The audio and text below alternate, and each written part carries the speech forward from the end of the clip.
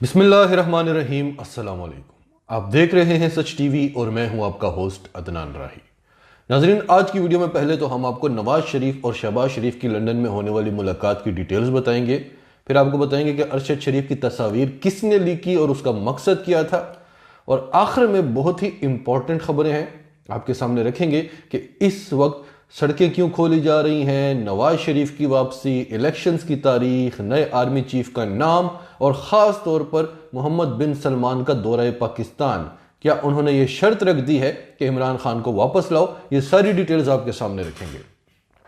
एक बड़े और नामवर सहाफ़ी ने दावा किया है कि जब शहबाज शरीफ लंदन पहुंचे तो उन्होंने नवाज शरीफ से कहा कि इन हालात में बेहतर यही लग रहा है कि जनरल बाजवा को एक्सटेंशन दे दी जाए और हुकूमत अपनी मुद्दत पूरी करे।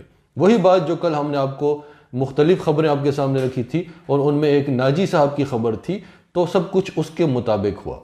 नवाज शरीफ ने कहा कि बिल्कुल भी नहीं, कोई चांस ही नहीं है, उन पर एतबार नहीं किया जा सकता। शहबाज शरीफ ने कहा कि अभी तक तो वो हमें बचा रहे हैं, सीसा पिलाई दीवार की तरह हमारे साथ खड़े हैं। नवाज शरीफ ने कहा कि हमारा ये हाल किसने किया? शहबाज शरीफ ने कहा कि जनरल फैज ने। नवाज शरीफ ने कहा आर्मी चीफ कौन था? मुल्क के वजीर आजम का ये हाल करना एक 2 स्टार जनरल के बस का रोग नहीं है। और चलो मान लेते हैं कि अगर ऐसा है भी तो, या पहले ऐसा था अब नहीं है, तो हमें पंजाब हुकूमत देकर वापस क्यों छीनी? हमें तो उन्होंने माजूर कर दिया है कि इस्लामाबाद को ही 4 दीवारी समझकर यहां तक महदूद रहो। हम पर उनका कोई एहसान नहीं है, उन्होंने जो किया अपने मफादात के लिए किया, हमें इस्तेमाल कर रहे हैं। जब हम पूरी तरह इस्तेमाल हो जाएंगे तब देखना कि हमारे साथ क्या करते हैं। तो उन्होंने अपने मफादात देखे हैं, हम अपने मफादात देखेंगे और हमारा मफाद इसी में है कि नया आर्मी चीफ आए। शहबाज शरीफ ने फिर कहा कि भाईजान आपकी सारी बातें ठीक हैं, लेकिन सियासत के कहते किसे हैं? यहां कोई किसी का नहीं होता। हमें अभी का देखना है कि अभी हमारे हक में क्या बेहतर है। अभी हमारे हक में यही बेहतर है कि हम एक्सटेंशन दे दें, छोड़ देंगे पहले क्या हुआ, अब क्या हो रहा है ये देखें। जैसा कि आपने कहा कि उनका मफाद हमारे साथ है, तो इसी चीज का हमने फायदा उठाना है, क्योंकि अभी हमारा मफाद उनके साथ है। लेकिन नवाज शरीफ नहीं माने और शुरू में हम आपको बताया करते थे कि ये सारी मेहरबानियां शहबाज शरीफ के लिए हैं, नवाज शरीफ के लिए नहीं है। और शहबाज शरीफ की हैसियत ही क्या है? कहीं बूट पॉलिश और कहीं जाकर बड़े भाई से अपने अख्तियारात को इस्तेमाल करने के लिए उनको मना रहे हैं। तो शहबाज शरीफ एक डमी है, इसलिए उन्हें पसंद किया जाता है, नवाज शरीफ को नहीं पसंद किया जाता। और इस चीज का नवाज शरीफ को भी पता है। अगर नवाज शरीफ को वापस आने दिया जाए तो उसका मकसद सिर्फ और सिर्फ इमरान खान को कमजोर करने की एक कोशिश हो सकती है। तो यह गुफ्तगू हुई, काफी अच्छे अल्फाज में हमने आपके सामने बातें रखी, वरना वहां पर काफी तल्ख कलामी हुई। और यह भी बताया जा रहा है कि नून लीग नए आर्मी चीफ के लिए आसिफ मुनीर को चाहती है, जबकि इस्टेब्लिशमेंट की तरफ से जनरल साहिर शमशाद मिर्जा का नाम दिया गया है। इसके अलावा JIT ने आकर राना सनाउल्लाह को सब बता दिया, लेकिन यह नहीं बताया कि पहले अरशद शरीफ को टॉर्चर किया गया, टॉर्चर से मारकर फिर क्राइम सीन क्रिएट किया गया। गोली के निशान को बार बार धोकर यह कोशिश की गई कि निशान मध्यम पड़ जाएं और यह ना पता चले कि गोली करीब से लगी है। फिर उनके कपड़े नहीं दिए गए जो उन्होंने पहने हुए थे, वो भी एक बहुत बड़ा एविडेंस होता है। और उनके कपड़े ना देने का मतलब यह हो सकता है कि जब गोली मारी गई तो उस वक्त उन्होंने शर्ट नहीं पहनी हुई थी।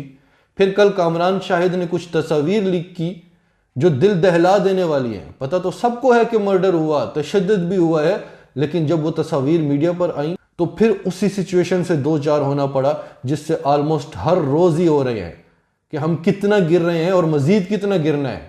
पहले तो मीडिया कवानीन के मुताबिक इस किस्म की तस्वीर दिखाने की इजाजत ही नहीं है। अरशद शरीफ की बॉडी के आजाद दिखाए जा रहे हैं जिस पर तशद्दुद के निशान हैं, कलाई में सुराख, उंगलियां टूटी हुई, फ्रैक्चर हुआ, नाखून उतरे हुए। उनकी अहलिया ने कहा कि खुदा के लिए उनके आज़ा की तस्वीर न दिखाएं। वो बड़े शर्म हया वाले थे, वो इसी वजह से तो मुल्क छोड़कर गए थे कि सहाफ़ियों को नंगा किया जा रहा है। दूसरा, ये तस्वीर कामरान शाहिद को मिली कैसे? कामरान शाहिद कौन है, किसके कहने पर चलता है, ये आप जानते हैं, बताने की ज़रूरत नहीं है। पहले तो सवाल उठा कि पोस्टमार्टम रिपोर्ट लीक किसने की, किसके खिलाफ की? फैमिली को पोस्टमार्टम रिपोर्ट नहीं मिल रही और ना ही जवाब मिल रहा है कि क्यों नहीं दी जा रही। इस्लामाबाद हाई कोर्ट से रब्ता किया तो उन्होंने भी 7 दिन का टाइम देकर मामला लटका दिया है। फिर पता चला कि पोस्टमार्टम रिपोर्ट में तो ऐसा कुछ नहीं बताया गया, किसी तशद्दुद का जिक्र ही नहीं है। मामले को उसी तरह सादा बताया जा रहा है जैसे कि कीनियन पुलिस ने बताया, तो फिर तस्वीर किसने लीक की? जब पोस्टमार्टम रिपोर्ट में तशद्दुद का जिक्र ही नहीं है तो फिर तस्वीर लीक करने का मकसद यही हो सकता है कि बताया जा रहा है कि पोस्टमार्टम रिपोर्ट गलत है। तो वो किसने की? अरशद शरीफ की अहलिया ने कहा कि वहां तो मुझे भी मोबाइल ले जाने की इजाजत नहीं दी गई ताकि मैं कोई तस्वीर ना ले सकूं, तो ये कौन इतना ताकतवर था जिसे बॉडी तक एक्सेस भी मिली और उसने आराम से तस्वीर भी उतारी? एक तज्जिया तो ये आने लगा कि ये हुकूमत की तरफ से किसी को ब्लैकमेल किया जा रहा है, लेकिन दूसरा तज्जिया ये आया और ओरिया मकबूल जान ने तो साफ कह दिया कि वही है जो सबको डराने और खामोश कराने की कोशिश कर रहा है। यानी डरो, मुंह बंद करो, वरना देख लो इस तरह तुम्हारे साथ भी हो सकता है। ये वही है जो खौफ पर यकीन रखता है, जो सबको बदनाम कर रहा है, ताकत दिखाता है। और हम आपको पहले भी बता चुके हैं कि ताकत तो अमेरिका भी नहीं दिखाता, वो भी सिंपैथीज गेन करता है। अब आपके सामने कुछ अहम खबरें रखते हैं। इमरान खान के इंटरव्यू पर गैर एलानिया पाबंदी है। पैमरा ने पाबंदी लगाई, फिर वापस ले ली क्योंकि दुनिया में बदनामी होने लगी थी, लेकिन गैर एलानिया तौर पर इमरान खान के इंटरव्यूज पर पाबंदी है। इसलिए इमरान खान हर रोज गैर मुल्की मीडिया को इंटरव्यू दे रहे हैं जो ज्यादा खतरनाक है। कल टीआरटी को इंटरव्यू देते हुए इमरान खान ने कहा कि मैं 1 साल भी इलेक्शंस का इंतजार कर लूंगा क्योंकि जीतना तो मैं नहीं है। और इसको इस तरह से प्रोपेगेट किया गया जैसे कि इमरान खान पीछे हट गए हैं कि मैं 1 साल इंतजार करूंगा। उन्होंने ये नहीं कहा, उन्होंने कहा मैं तो इंतजार कर लूंगा लेकिन पाकिस्तान इसका मुतहम्मिल नहीं हो सकता क्योंकि पाकिस्तान के साथ ऑलरेडी बहुत बुरा हो चुका है और 1 साल तक तो खुदा ना ख्वास्ता मुकम्मल तौर पर तबाह हो जाएगा क्योंकि आलमी ताकतों के सहूलतकार इक्तदार में बैठे हुए हैं। वो उनके मफादात के लिए काम कर रहे हैं। इनको मजीद टाइम कैसे दिया जा सकता है? 6 माह पहले हमारी मईशत बूस्ट कर रही थी, ग्रोथ रेट 6% पर था और आज हम दिवालिया होने के करीब हैं। हमारी वो तरक्की, वो ग्रोथ रेट, वो रिकॉर्ड्स किससे बर्दाश्त नहीं हो रहे थे। फिर इमरान खान ने आज सहाफियों को इंटरव्यू देते हुए कहा कि मुझे इस्टेब्लिशमेंट की जरूरत नहीं है, इस्टेब्लिशमेंट की जरूरत नून लीग और पीपल्स पार्टी को है। मैं तो ईवीएम मशीन्स लेकर आ गया था ताकि जो भी हो साफ और शफाफ हो, आवाम की मर्जी से हो। हालांकि उस वक्त इमरान खान की मकबूलियत भी कम थी और इमरान खान का यह भी मानना है कि ईवीएम मशीन्स को हटाने के पीछे भी इस्टेब्लिशमेंट का हाथ है।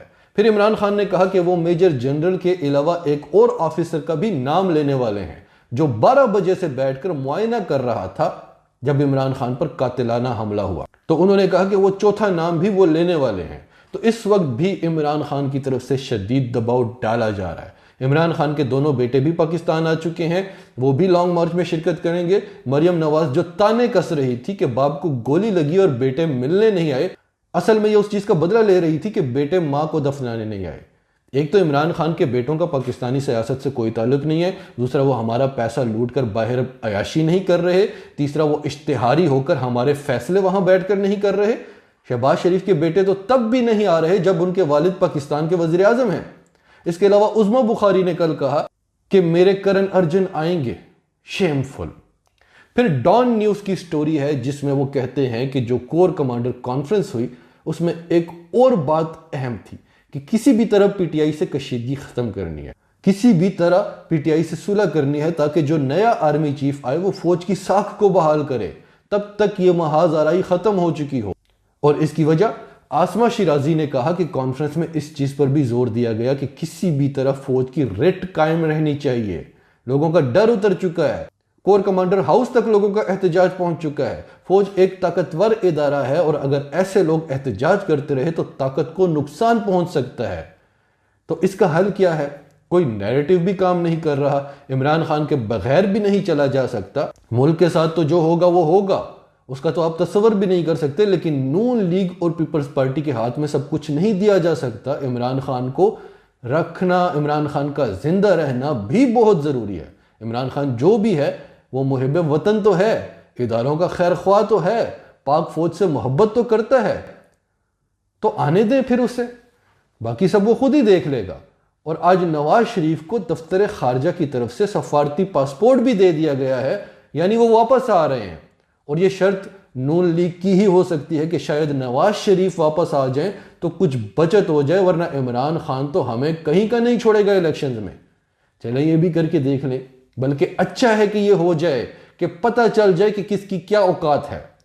और आखिर में अहम तरीन खबर, मोहम्मद बिन सलमान पाकिस्तान आ रहे हैं और अगर वो आकर 17 अरब डॉलर्स की इन्वेस्टमेंट कर देते हैं जो उन्होंने इमरान खान के साथ वादा किया था, तो पाकिस्तान की तकदीर बदल सकती है। लेकिन जो भी इन्वेस्टमेंट करने आता है उसे ये श्योरिटी चाहिए होती है कि आपके हालात स्टेबल हों। इस अफरा तफरी में कोई भी इन्वेस्टर इन्वेस्टमेंट नहीं करता। ऐसे हालात में इन्वेस्टमेंट करना जुआ है। इसलिए उनके आने से पहले हालात साजगार करने हैं और इमरान खान को सुनना है, उसे मनाना है, भले उसकी हर बात माननी पड़ जाए। एक बात। दूसरा, यह भी कहा जा रहा है कि मोहम्मद बिन सलमान ये शर्त रखेंगे कि इमरान खान को वापस लाओ। आपने अमेरिका से तो कह दिया है कि हम तेल वाले मामले पर सऊदी अरब के साथ खड़े हैं। आप खड़े हो सकते हैं। कौन खड़ा होगा? ये नवाज शरीफ, ये शहबाज शरीफ या बिलावल? हमें इमरान खान जैसा बंदा चाहिए जो बात करे और उस पर बहादुरी से डट सके। आर्मी चीफ कह रहे हैं कि उन्हें एक्सटेंशन नहीं लेनी, उन्हें लेनी ही नहीं है। नए आर्मी चीफ आ रहे हैं।